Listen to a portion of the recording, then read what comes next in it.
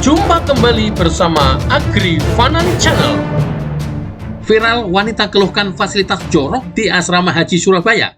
Ngaku dipaksa sampai dijemput mobil Satpol PP. Simak video sampai tuntas. Cerita wanita yang dipaksa karantina setelah mendapatkan hasil positif COVID-19 menjadi viral. Ia dipaksa melakukan karantina di Hotel Asrama Haji Surabaya. Padahal bisa isolasi mandiri atau isoman karena tidak bergejala. Kisah ini dibagikan oleh akun Twitter @swimin_dori.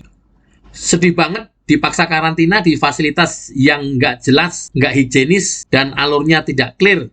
@Kemenkes RI, @Adam_Prabata, @Dr_Koko28, @Tirta_Cipeng. Tulis cewek ini seperti dikutip suara.com Rabu tanggal 2 Februari 2022. Awalnya, wanita ini melakukan perjalanan bisnis dari Cilegon ke Mojokerto menggunakan pesawat terbang. Ia kemudian mendapatkan hasil PCR negatif saat terbang ke Surabaya. Keesokan harinya, wanita ini merasa tidak enak badan. Ia langsung berinisiatif memeriksakan diri dan menjalani PCR.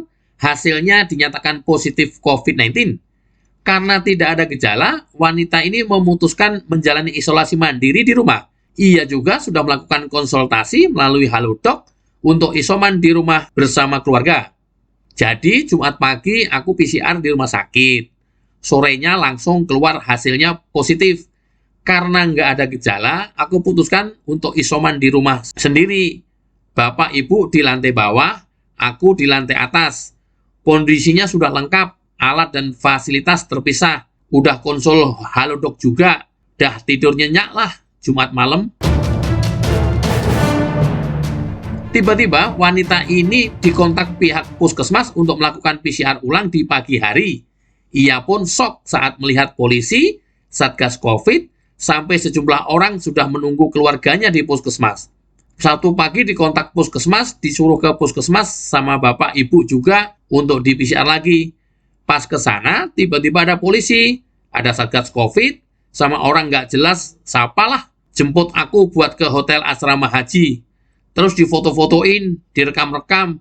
Lapo sih, wong-wong iki, tandasnya dalam dialek Surabaya.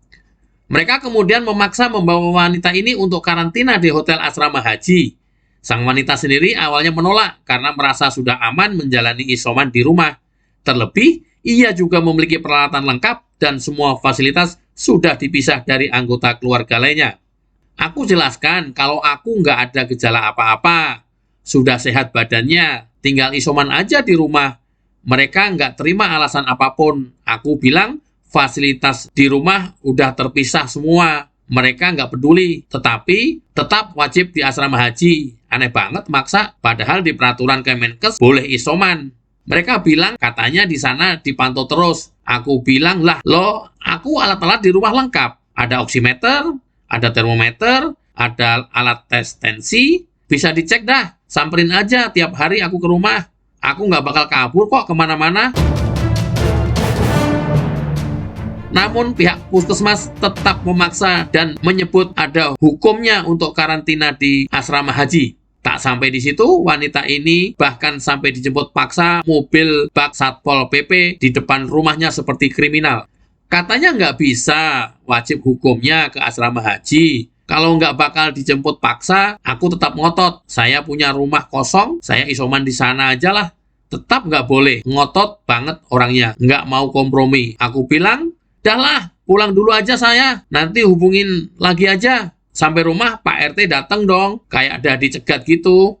Ya wes lah, mau nggak mau, siap-siap packing, jaga-jaga kalau diculik. Beneran, akhirnya dijemput sama banyak orang.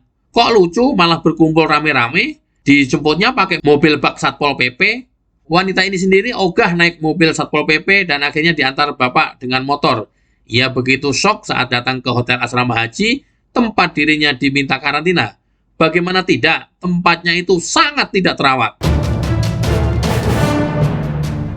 Ia mengakui mencium bau kotor dan lembab sepanjang lorong menuju kamarnya. Pemandangan di kamar juga tidak kalah menjijikkan. Karena banyak noda coklat dan bau tidak sedap, wanita ini pun menyebut dirinya bisa terkena penyakit lain. Aku diantar bapak aja naik motor ke hotel karantina. Sampai sana diantar ke kamar, pas OTW ke kamar, pemandangannya kayak gini. Bau tikus dan lembab, atap bocor di mana-mana. Sampai kamar, lebih shock lagi, isinya kayak gini. Kulkas ada tapi mati, kloset ada tapi coklat-coklat, jijik, dan bau banget. Terus anehnya, kalau karantina dipaksa di fasilitas seperti pemerintah, kan berarti karena fasilitas kita nggak mumpuni ya. Loh kok malah tambah kayak gini? Ini mah terbalik. Ini mah negatif COVID-19, tapi positif herpes sama pes gimana? Jorok banget, sampah diambil 1 kali sehari, padahal isinya makanan bau kan? Tak sampai di situ, wanita ini mengeluh tidak ada tenaga kesehatan yang berjaga di tempat karantina tersebut. Belum lagi banyak banget orang tua yang dikarantina dan harus naik turun tangga darurat karena liftnya mati dan tidak berfungsi. Tak sampai di situ, wanita ini mengeluh tidak ada tenaga kesehatan yang berjaga di tempat karantina tersebut. Belum lagi banyak wanita tua yang karantina harus menggunakan tangga darurat karena liftnya pun mati dan tidak berfungsi. Dan juga nggak ada nakes ready di sana, standby. Sempat ada yang keluhan di salah satu kamar di WA jam berapa, baru ditanganinya jam berapa. Gila, padahal kan harusnya fasilitas lebih ready, lebih baik dan lebih siap. Kita dipaksa ke sini. Oh ya, penting juga nih, kan semua dikarantina tanpa pandang bulu ya di sini. Termasuk orang tua-tua yang sepuh banget dan pakai alat bantu jalan. Tapi liftnya rusak. Udah lama banget kayaknya. Apa tega ya petugasnya ngelihat orang tua-tua naik turun tangga? Nggak ada perbaikan, nggak tahu juga kenapa. Semakin mengesalkan, makanan tidak diantar ke depan kamar, melainkan pasien harus mengambil sendiri di lobi. Terlihat mereka mengantri untuk mendapatkan makanan dan harus naik turun tangga beberapa kali sehari. Makanan ambil ke bawah 3 kali sehari, diantar pakai tosa. Gini nih di lobi.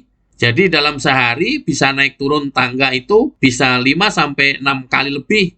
Kepikiran sih sama yang tua-tua dan lutut atau kakinya bermasalah.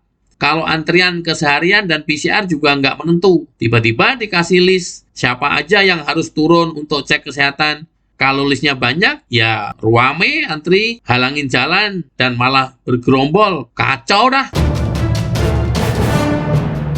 Wanita ini pun heran mengapa dirinya dipaksa karantina di fasilitas yang tidak higienis dan menyusahkan. Apalagi setiap hari dirinya harus mencium bau sampah. Tapi balik lagi concern utamanya, fasilitas nggak jelas gini kenapa dipaksa? Joroknya itu loh, sampai aku udah biasa ngebau sampah sama bau-bau tikus gitu. Dipel sih, tapi ya cuman sehari sekali. Nggak tahu pakai apa. Kotor gini kan bikin nggak nyaman. Mending di rumah aja isoman. Padahal dah jelas juga kalau nggak ada gejala boleh isoman. Sekarang mati gaya di sini. Tempat asing dan kemproh, jorok sekali. Kalau mau maksa karantina di sini, mbok ya yang genah gitu loh. Bersih dong fasilitasnya. Nggak kayak rumah terbengkelai begini. Berita dikutip dari berbagai media massa. Astagfirullahaladzim, jadi merinding melihatnya. Padahal 2 minggu sebelumnya banyak berita beredar bahwa peninjauan lokasi karantina yang dilakukan para pejabat di Surabaya semuanya cukup siap dan aman. Tapi ternyata fakta di lapangan jauh panggang dari api. Halo Bu Khofifah, tidakkah engkau malu melihat situasi seperti ini? Mungkin Ibu bisa bilang bahwa penanganan COVID-19 adalah tanggung jawab pusat, dalam hal ini Satgas COVID-19. Namun Ibu sebagai penguasa daerah bukankah punya wewenang dan hak serta kewajiban untuk menyiapkan sarana dan prasarananya? Silakan beralasan dan mengelak. Bagaimana menurut Anda? Tuliskan di kolom komentar. Wassalamualaikum warahmatullahi wabarakatuh. Dadah!